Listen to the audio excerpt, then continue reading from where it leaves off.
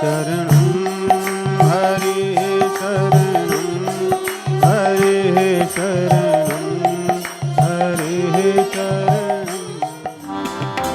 राम राम।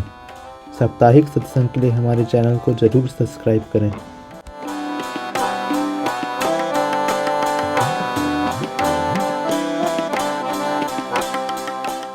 देखिए, कई ग्रहों से बचना चाहिए। आदमी अधिकतर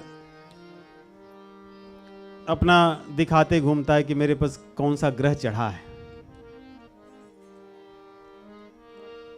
किसी को कह दो कि आपको इस समय शनि ग्रह, तो वो आदमी ही आपके लिए ग्रह बन जाएगा। आप किसी को कह दिए कि आपके ऊपर ये ग्रह है, तो व्यक्ति ही आपके ऊपर ग्रह बन जाएगा। वो आपको इतना परेशान करेगा कि आप सोचोगे इस ग्रह से कैसे मेरा छुटकारा हो जाए। लेकिन कई ग्रह, ये सब ग्रह तो सबको चढ़ते उतरते हैं, जिसने भी जन्म लिया है। जैसे सूर्य और चंद्र, इनसे कोई नहीं बचता, वैसे अन्य ग्रहों से भी कोई नहीं बचता। अपने अपने कर्मों के अनुसार ये ग्रह भगवान के ही, जैसे राज्य में पुलिस डिपार्टमेंट होता है दूसरों को दंड देने के लिए, वैसे ही इनका काम है। जो जैसा करेगा उसको वैसे दंड देना। परंतु कुछ ग्रह जीव को सदैव सताते हैं। एक तो होता है आग्रह। हमारे गुरुजी कहते हैं इन ग्रहों से बचना चाहिए। आग्रह, आप भी ऐसा ही करो जैसा हमने कहा है। ये ऐसा ग्रह है कि जीव को सदैव दुखी रखता है। हम क्या करें, हमने उनको कहा था, वो सुनते ही नहीं है, इसी से परेशान है। घर में अधिकतर समस्याएं यहीं से जन्मती हैं। ये सुनते ही नहीं है। ये आग्रह है। आप भी यही करो, आप भी ऐसे ही बोलो, आप भी ऐसे ही खाओ, ये आग्रह है। यदि कोई व्यक्ति वास्तव में अच्छा बनना चाहेगा तो अच्छे को देखकर बन जाता है, कहने की आवश्यकता नहीं। इसलिए आग्रह नहीं करना चाहिए। दूसरा है संग्रह। बहुत बटोरना नहीं चाहिए। जो कुछ आए बटोरते रहो, बटोरते रहो, बटोरते रहो। ये कौन सी वस्तु है, ये पता नहीं क्या है, 6-7 वर्ष पहले खरीदे थे, पड़ी है घर में। ये संग्रह। जिस वस्तु की यदि हमें पिछले इतने वर्षों में काम ही नहीं आया, हमें स्वयं नहीं पता है क्या है, क्या आवश्यकता है उसकी, परंतु उसको भी नहीं छोड़ना चाहता जीव।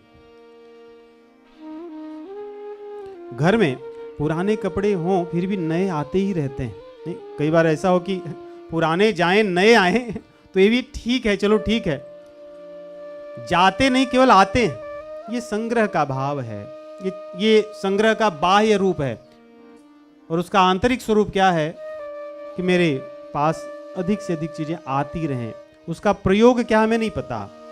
धन इतना होता है जीव के पास कि उसको जीवन में किसी चीज की आवश्यकता नहीं हो, जीवन अच्छे से जी सकता है, फिर भी अधिक बटोरने के लिए अपना इस मूल्यवान शरीर और मूल्यवान समय इनको नष्ट करता है। संग्रह जीव का सर्वनाश करता है। संग्रह की भावना से ऊपर उठना चाहिए।